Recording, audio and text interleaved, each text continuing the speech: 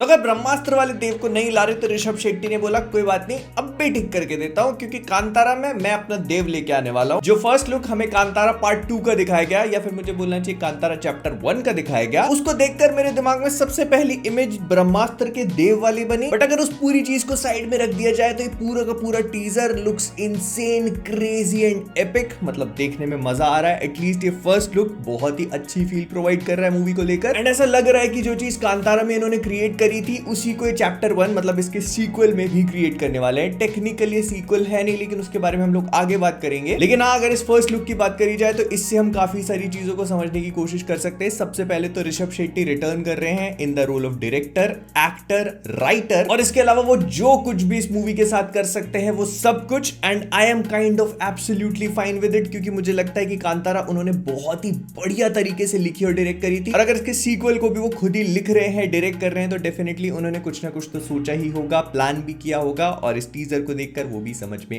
आ रहा है। अगर इस बारे में बात करी जाए कि इस मूवी का नाम कांतारा चैप्टर 1 क्यों है, देखो ये पहली बात तो सीक्वल है नहीं। अगर आप लोग फ्लिक द न्यूज देखते हो, जिसको पिछले कुछ टाइम से हम लोग उतना ही रेगुलरली कर रहे हैं जितना 29 फरवरी हर साल अपने आप को करता है, लेकिन चिंता की कोई बात नहीं है, इस हफ्ते से बिल्कुल रेगुलर हो जाएंगे, क्योंकि दिवाली की छुट्टी पे गए हुए थे तो कोई न्यूज थी नहीं फ्लिक करने के लिए। बट माय पॉइंट है कि आज से कुछ टाइम पहले कांतारा 2 को फ्लिक द न्यूज पे मैंने कवर किया था, और उस पे मैंने बताया था कि कांतारा 2 के लिए क्या क्या चीजें प्लान कर रहे हैं, और उसमें हम लोगों ने इस बारे में बात भी करी थी कि कांतारा 2 जो है वो बेसिकली एक सीक्वल नहीं बल्कि कांतारा का प्रीक्वल होने वाला है, and that is why it has been named chapter 1। अब कहानी यहां से इंटरेस्टिंग होना शुरू होती है, क्योंकि जितना इस मूवी के बारे में सुनने को मिला है उस हिसाब से ये ना सिर्फ प्रीक्वल है, बल्कि कांतारा में जो हमको देव दिखाए गए थे उनके ओरिजिन्स को बताने का काम करेगी। हालांकि इस चीज को लेकर अभी भी कोई कॉन्क्रीट इन्फॉर्मेशन नहीं है, सब चीजें रूमर्स ही हैं, लेकिन फिर भी मैं जो कुछ भी आपको बता देता हूं। तो ऐसा बोला जा रहा है कि इस मूवी में हमको पंजुरुली देव का ओरिजिन देखने को मिलेगा, मतलब जो कहानी उनसे एसोसिएटेड है वही सारी चीजें हमको बताई जाएंगी इस पिक्चर में। और अगर आप इनके बारे में नहीं जानते तो इनकी कहानी कुछ कुछ ऐसी है कि एक बार माता पार्वती और शिव जी के बगीचे में एक जंगली सुअर आ जाता है, जिसकी वहीं पर मृत्यु हो जाने की वजह से माता पार्वती उसके छोटे बच्चे को वहीं पर अपने साथ रख लेती है। लेकिन बड़ा होने पे वो उसी बगीचे को नुकसान पहुंचाने लगता है, और ये देखकर शिव जी काफी क्रोधित हो उठे और उसको मारने का फैसला किया। लेकिन वो जानते थे कि माता पार्वती का उससे काफी ज्यादा लगाव है, इसीलिए उन्होंने उसको लिया और पृथ्वी पे भेज दिया ताकि वो पृथ्वीवासियों का प्रोटेक्टर बन सके। और तब से उस जंगली सुअर को भूत की तरह पूजा जाता है, जिसको पंजुरुली देव भी कहते हैं। इस पूरी कहानी को मैंने आपको इसीलिए बताया क्योंकि अगर आप इस टीजर को देखोगे तो इसके पीछे थोड़ा बहुत सिग्निफिकेंस। सबसे पहले तो इस वीडियो का जो पहला शॉट है वो हम कांतारा मूवी का ही देखते हैं, जहां पे शिवा का कैरेक्टर जब वो जंगल में भागता हुआ जाता है जंगली सुअर के पीछे,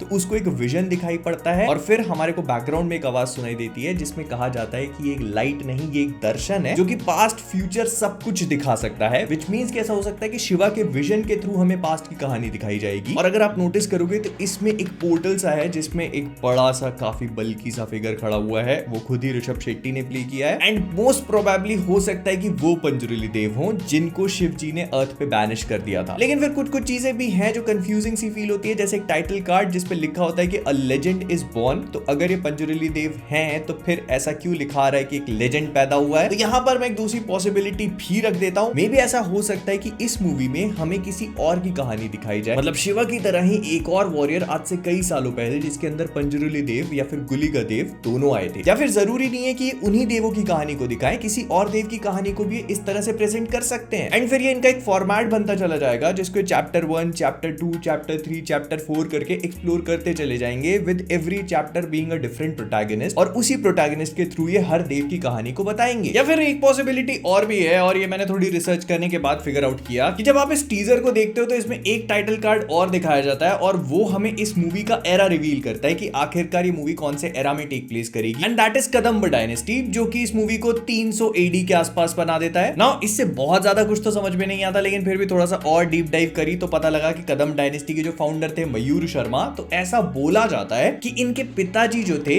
वो थे त्रिलोचन। अब इस बात को लेकर कोई कंफर्मेशन नहीं है, लेकिन लेजेंड्स का मानना है कि त्रिलोचन जो है उनको शिव जी का वरदान था, मतलब वो एक्चुअली कदम्ब डायनेस्टी के फाउंडर थे, और उनके एनिमीज के अकॉर्डिंग उनकी 3 आंखें और 4 हाथ हुआ करते थे, और उनका जन्म शिव जी के आंसू से कदम पेड़ के नीचे हुआ था, इसी वजह से कदम्ब डायनेस्टी को अपना नाम मिला। ना ये सारी कही सुनी बातें हैं, लेकिन अगर हम इसी चीज को मूवी के कॉन्टेक्स्ट से लेके देखें तो ये मूवी उसी एरा में टेक प्लेस कर रही है और ऐसा बोला जा रहा है कि अ लेजेंड वाज बोर्न। और फिर अगर हम इस मूवी में ऋषभ शेट्टी का लुक देखें तो ये काफी ज्यादा शिव जी के लुक से रिजेंबल कर रहा है, क्योंकि इनके पास शिव जी का त्रिशूल है। और अगर आप कांतारा चैप्टर 1 का जो लोगो है उसको देखोगे तो इसमें भी ओम बना हुआ है। मतलब ये बात तो बहुत ही क्लियरली समझ में आ रही है कि ये मूवी कहीं ना कहीं शिव जी से एसोसिएटेड तो है और कदम डायनेस्टी के एरा में भी टेक प्लेस करेगी। वैसे में मुझे जो सबसे ज्यादा क्लोजेस्ट पॉसिबिलिटी लगी इस मूवी में होने की वो यही है ना। देखो ये सारी चीजें स्पेकुलेशन और थ्योरीज है, जो मेरे दिमाग में आता है वो सब मैं आपको बता देता हूँ, लेकिन हाँ जो चीजें पता है वो भी आपसे शेयर कर देता हूँ।